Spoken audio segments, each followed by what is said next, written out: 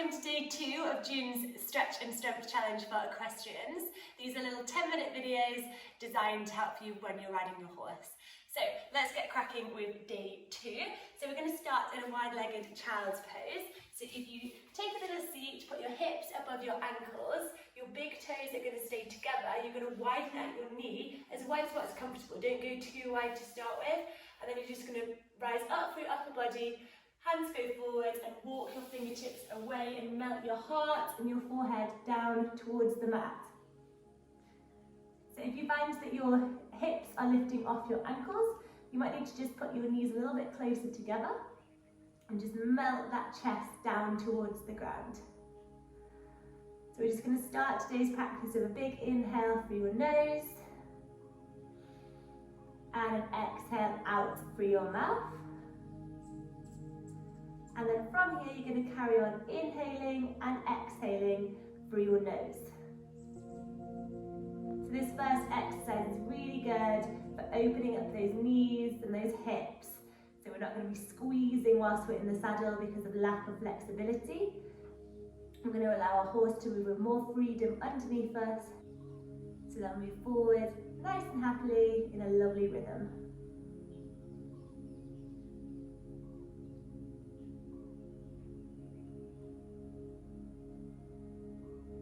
Really good. Now from here, on the inhale, you're going to lift up and you're going to bring your shoulders up and over your wrists. And on the exhale, you're going to press those hips back and melt your forehead down towards the ground.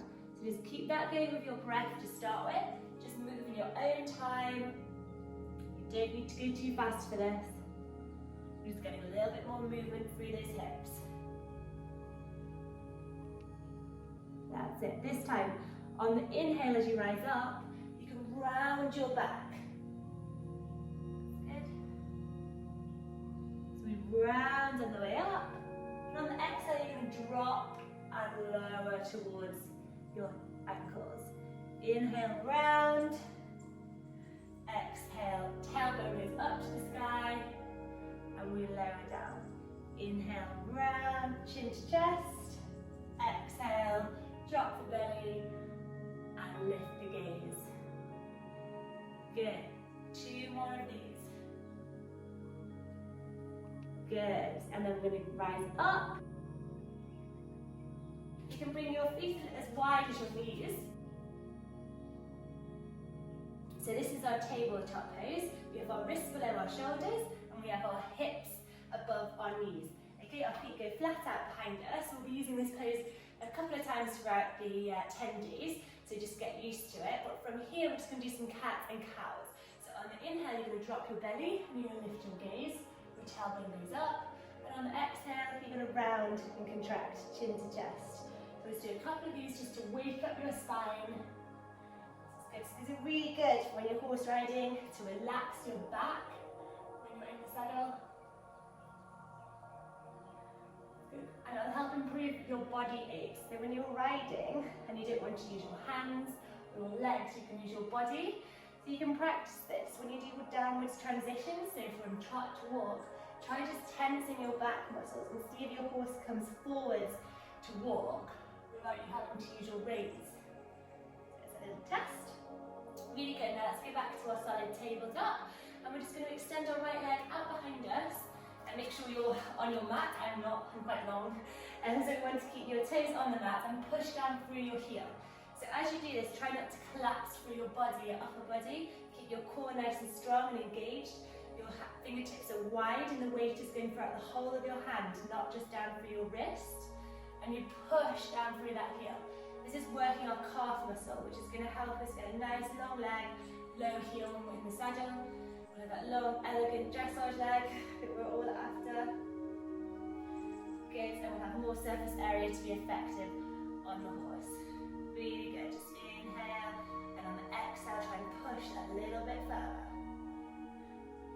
So from here, you're going to lift up your right ankle, cross it behind your left ankle, and drop your hips over towards the right. Get a nice stretch down that right side of your hip.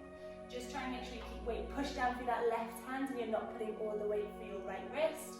That's an equal weight throughout the whole of the hand. Really good. Really good. And we're going to switch sides.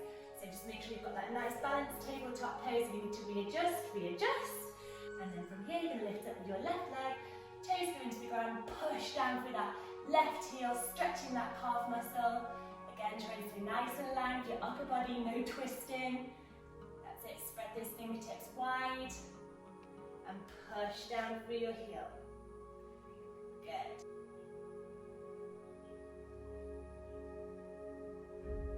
That's it, well done. Keep inhaling and exhaling. And on the exhale, so you can push a little bit further through that heel. And then we lift up the left leg, cross it behind the right ankle, and drop your hips to the left. So you can look with your gaze around your right shoulder, and it will intensify the stretch a little bit more. That's good. And only let your hips drop as much as what's comfortable. Keep that weight through that right hand. Fantastic. Back to center. From here, keep your hips above your knees, walk your fingertips out in front of you, and melt your forehead towards the mat. Try and keep that nice alignment with your hips above your knees. This is our puppy stretch. It's going to help us sit really straight in the saddle. That's it for our shoulders. If we have like a slouch back, if we've been sitting in the office all day, end up with that curved part of the top of your back. Just straightening that up, loosening off those shoulders at the same time. So just nice breaths here, trying to press those armpits down towards the mat. Good, just keep inhaling and exhaling. And then we're going to slide forward, keep your hands as they are, drop your hips towards the mat, your forearms stay on the floor, and then you're going to press your heart forward, your shoulder blades are going to go down and away from your ears, and keep your hips on the mat.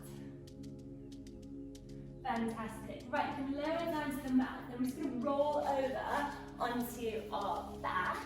So I want you to lower down with control. So using your core muscles, you're just going to slowly go onto the mat.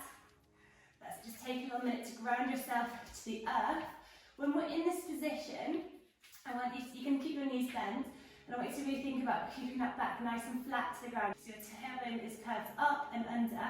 Imagine you've got a zip from your tailbone to your belly button, and you want to close that zip.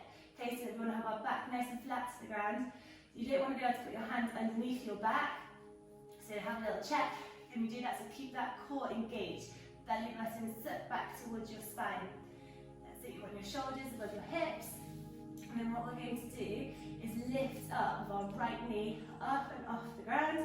I want your knee stacked above your hip and your lower leg parallel to the ground.